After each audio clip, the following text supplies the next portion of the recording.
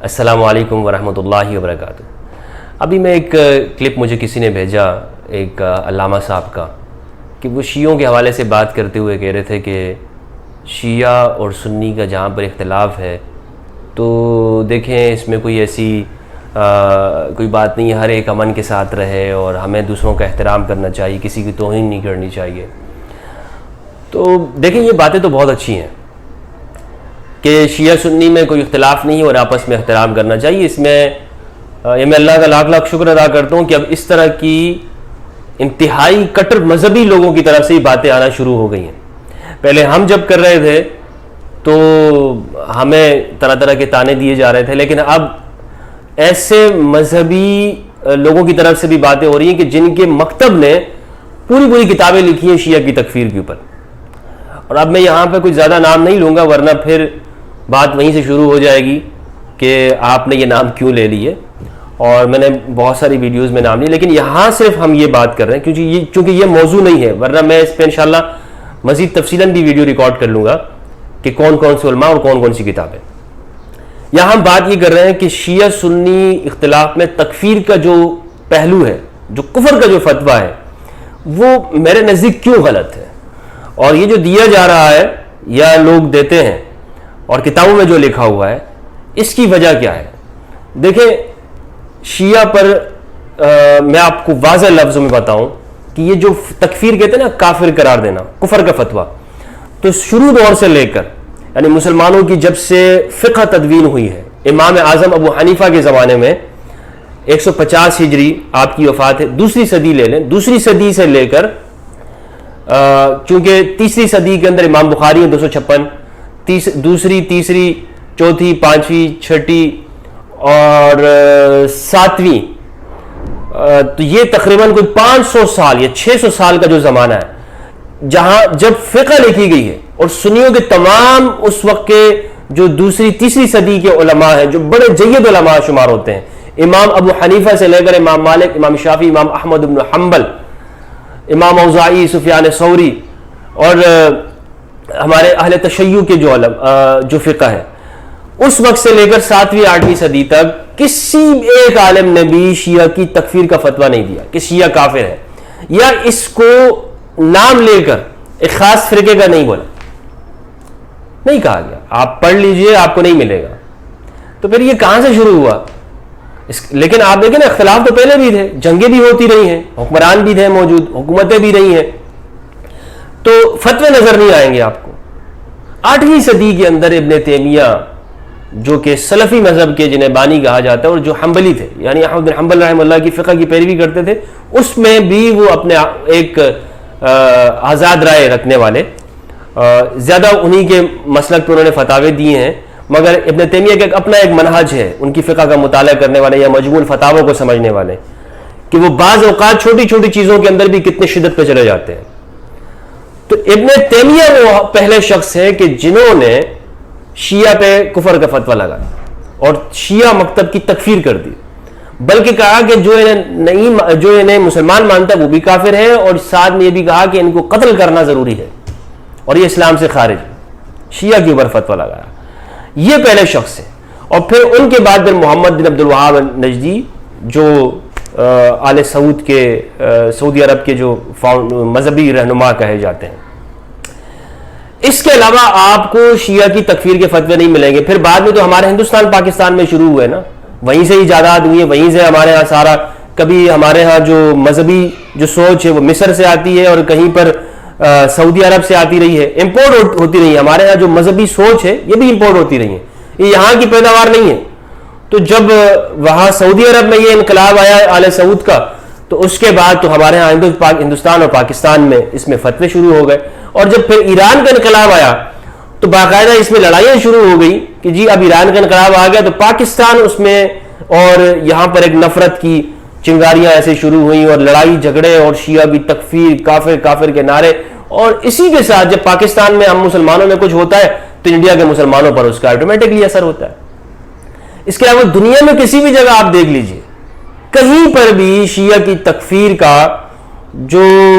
جھگڑا فساد آپ کو ملے گا تو انہی جگہوں سے آپ کو، یہ جو میں نے آپ کو بتایا ہے نا، ابن تیمیہ، محمد بن عبد الوہاب النجدی، اور پھر یہاں پر انڈیا یہ پاکستان اور پاکستان کے اندر جو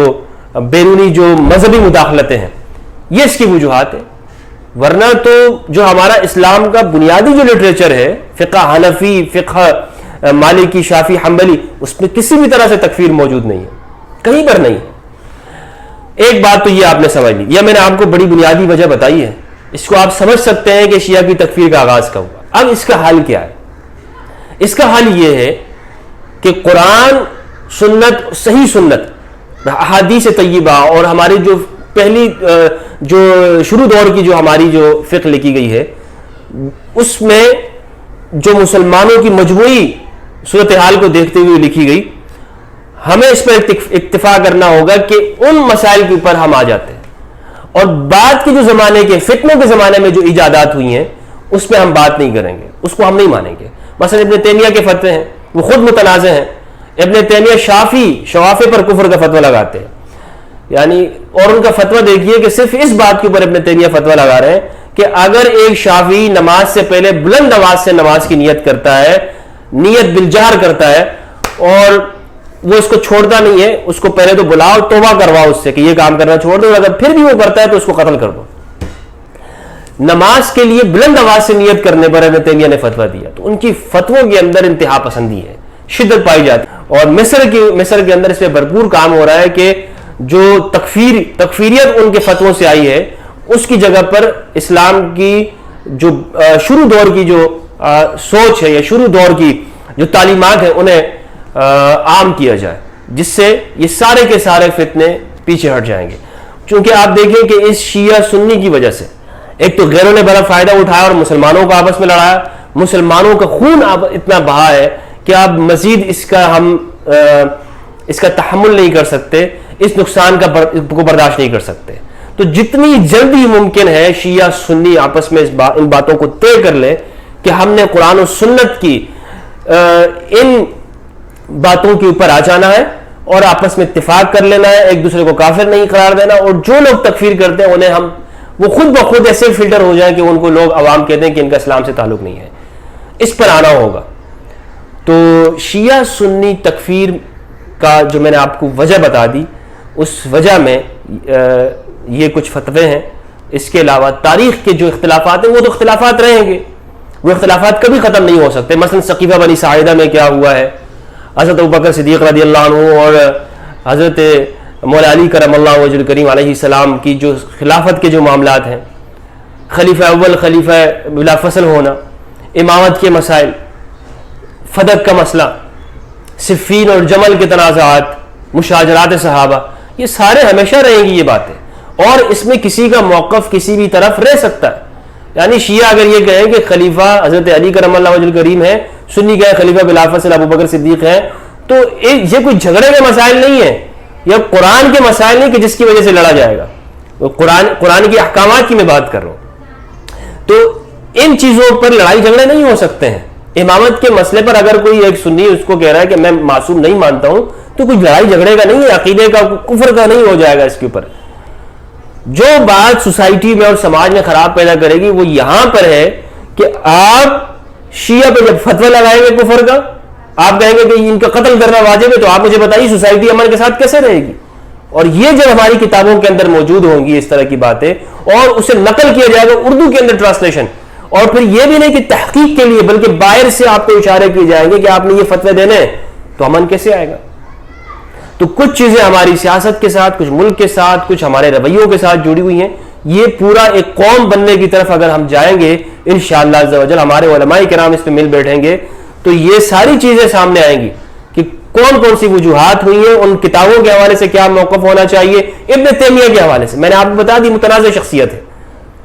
ہمارے اہل سنت والجماعت مسلک اعلی حضرت رحمہ اللہ امام احمد رضا کے جو مسلک ہے صوفی مذہب، ان کے نزدیک بالکل معتبر نہیں ہے، بلکہ ابن حجر الاسقلانی حافظ الحدیث امیر المومنین فی الحدیث رحمہ اللہ نے اپنی کتاب الدرر الکامنہ فی اعیان المئۃ الثامنہ کے اندر لکھا ہے کہ بعض علماء نے ابن تیمیہ کو منافق کہا ہے، اور ان کی وجوہات بتائی ہیں